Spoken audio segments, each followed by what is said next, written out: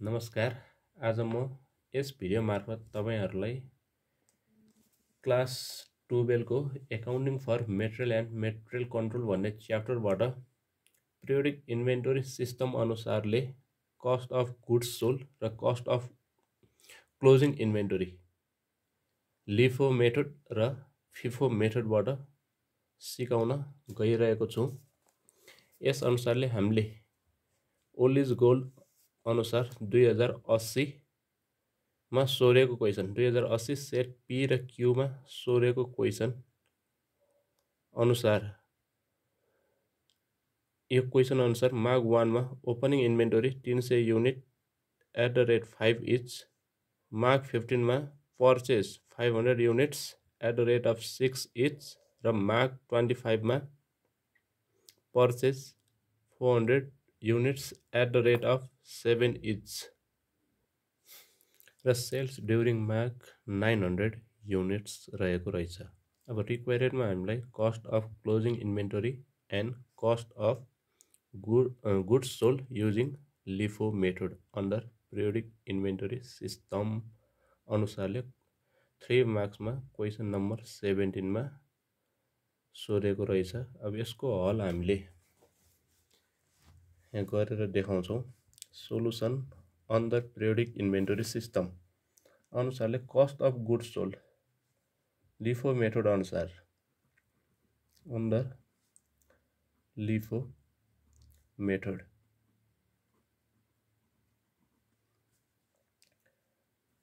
Cost of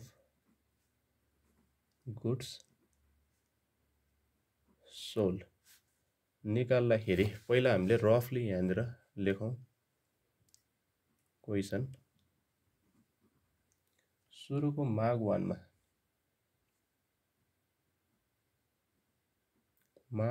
मा छ opening inventory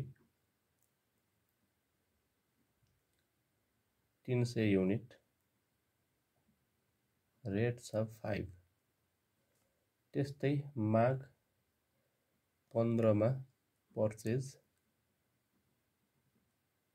500 unit,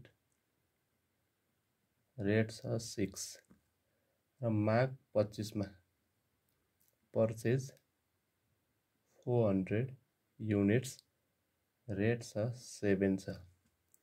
यो हामीले ओपनिङ इन्भेन्टरी र पर्चेजहरुसम्म मात्र लेख्ने र लिफो मेथड अनुसारले गर्दा लिफोको फुल फर्म हुन्छ last in first out method. लास्टमा जुन सामान हामीसँग छ त्यो नै सुरुमा बेच्ने र टोटल सोल्ड यो क्वेशन अनुसारले 900 युनिट भएकोले लास्ट अनुसारले बेच्दै जाँदा सबभन्दा सुरुमा हाम्रो 400 युनिट लेख्ने। यसको रेट छ 7।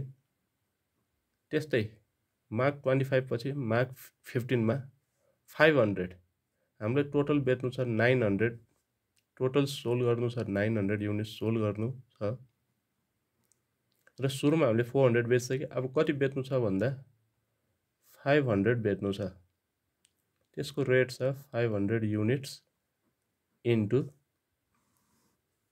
₹6। 400 युनिट्स इन्टु 7 मल्टिप्लाई गर्दा आउँछ 2800 प्लस 500 इन्टु 6 मल्टिप्लाई गर्दा 3000। यो दुईटै एड गर्दाखेरि हाम्रो एन्सर आउँछ 5800। हाम्रो एन्सर पनि कस्ट अफ गुड्स सोल्डको एन्सर 5800 र त्यस्तै हामीलाई अर्को सोधेको छ कस्ट अफ क्लोजिङ इन्भेन्टरी।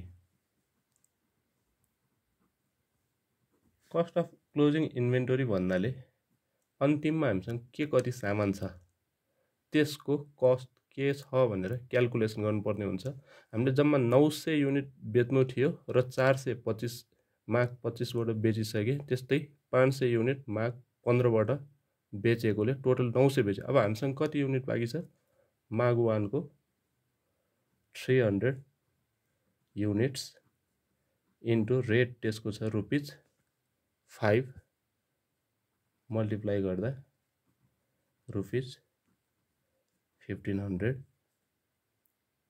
आउने रहेछ र यसको कस्ट अफ क्लोजिङ इन्भेन्टरीको एन्सर पनि 1500 युनिट छ। सेम क्वेसनलाई नै यदि हामीले फिफो मेथड अनुसारले गर्ने हो भने अन्डर फिफो मेथड अनुसारले गर्ने हो भने कस्ट अफ गुड्स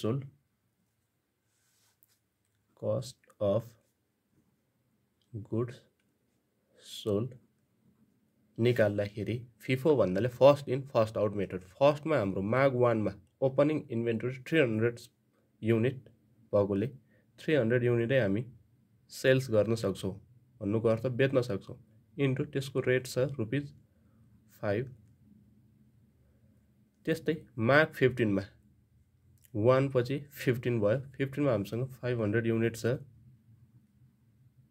इन्टु त्यसको रेट छ रुपिस 6 अब प्लस टोटल बेच्नु छ 900 युनिट, टोटल सोल्ड गर्नु छ 900 युनिट्स। हामीले अहिलेसम्म 300 र 500 ले 800 युनिट सोल्ड गरे। अब हामीले कति युनिट बेच्नु छ भन्दा 100 युनिट हामीले माग 25 बाट लिने, टोटल 900 बनाउनु पर्ने भएकोले 100 युनिट चाहिँ माग 25 बाट लिने। यसको रेट छ रुपिस 7। अब यो क्याल्कुलेसन गर्दा 5 into 300 1500 plus 5 into 6 3000 plus 100 into 7 700 rupees 50 to 100 चाहिँ हाम्रो cost of goods sold under FIFO मेथडबाट आउने रहेछ। त्यस्तै कस्ट अफ इन्डिङ इन्भेन्टरी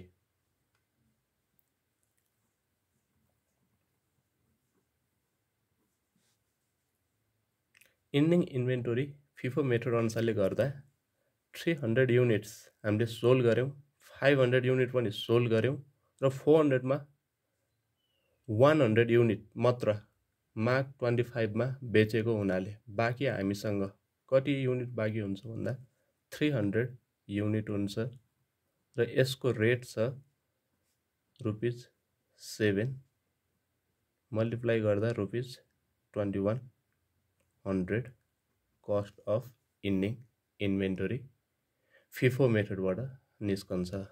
यसरी हामीलाई एक्जाममा चाहिँ पिरियोडिक इन्भेन्टरी सिस्टम अनुसारले कुनै एउटा मेथडबाट मात्र कि त लिफो सोध्न सकिन्छ, कि त फिफो, कि त वेटेड एभरेज मेथडबाट कस्ट अफ गुड्स सोल्ड र कस्ट अफ इन्डिङ इन्भेन्टरी सोध्न सकिन्छ।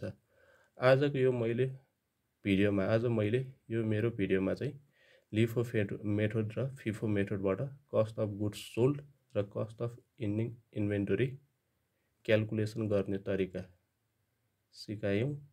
अब आगामी भिडियोहरुमा वेटेड एभरेज मेथडबाट पनि सिकाउने छु।